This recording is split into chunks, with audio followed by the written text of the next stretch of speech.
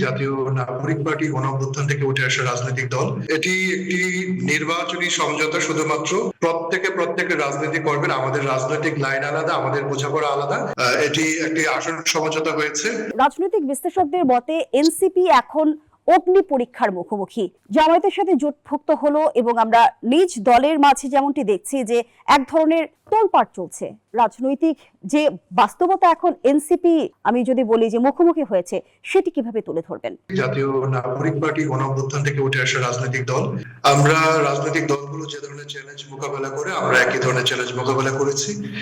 এবং সম্প্রতি যে আসন সমঝোতাটি হয়েছে, এটিকে জোট বলছি না, এটি একটি আসন সমঝোতা হয়েছে। তো সেখানে আমাদের যারা মনোনয়ন পাচ্ছেন তারা প্রার্থিতা করছেন। এবং একটি রাজনৈতিক দলে আপনি জানেন যে কোনো সিদ্ধান্ত নিতে গেলে সেক্ষেত্রে শতভাগ একমত হবেন প্রত্যেক নেতা বা সাধারণ নেতাকর্মীরা। সেটি কোনো রাজনৈতিক দলে হয় না। আমরা গণতান্ত্রিক প্রসেস আমরা ফলো করেছি। আমাদের যতগুলো ফোরাম আছে সেখানে আমরা আলোচনা করে সিদ্ধান্ত নিয়েছি। এবং আমরা যে নির্বাচনী একটা সমঝোতায় যাচ্ছি, সেখানে জামায়াত ইসলাম সহ ইসলামী দলগুলো এবং অন্যান্য দলগুলো রয়েছে। তো এটি মূলত সূচনা হয়েছে যে সংস্কার কমিশনে যখন অংশগ্রহণ করে যে দলগুলো জুলাই সনদের পক্ষে এবং সংস্কারের পক্ষে ছিল, সেই দলগুলোর মধ্যে দীর্ঘদিন ধরে একটা আন্ডারস্ট্যান্ডিং হয়েছে। এবং এর ভিত্তিতেই যারা জুলাই গণঅভ্যুত্থানকে ধারণ করে এবং সংস্কারে বিশ্বাস করে, তাদের মধ্যে এক ধরনের ঐক্য তৈরি হয়েছে। এবং এই ঐক্যের শক্তি নিয়ে আমরা অ্যাডভোকেট আলী নাসের খান, আপনার কি জামায়াতের মতাদর্শে আকৃষ্ট হয়ে জামায়াতের সঙ্গে জোট সঙ্গী হলেন? অবশ্যই নয়।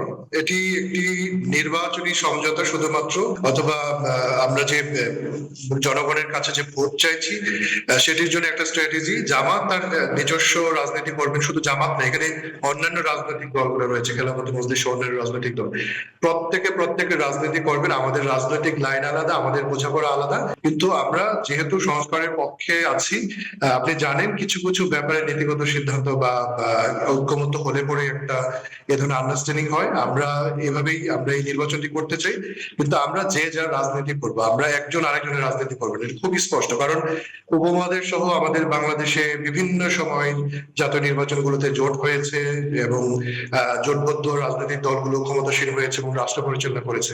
কেউ কারোর সাথে যায়নি। জাতীয়তাবাদী দলের সাথে জামাতের 20 বছরের একটি বড় ধরনের জোট ছিল সরাসরি, কিন্তু জাতীয়তাবাদী দল তো জামাত হয়ে যায়নি, বা জামাত তো জাতীয়তাবাদী দল হয়ে যায়নি। তো এইসব ব্যাপারে জনগণের কাছে ব্যাখ্যা খুবই স্পষ্ট। আমরা এই নির্বাচনী লড়াই, আমরা যে সমঝোতায় আছি, সেই সমঝোতার মধ্য দিয়ে আমরা একটি ভালো ফলাফল করতে চাই।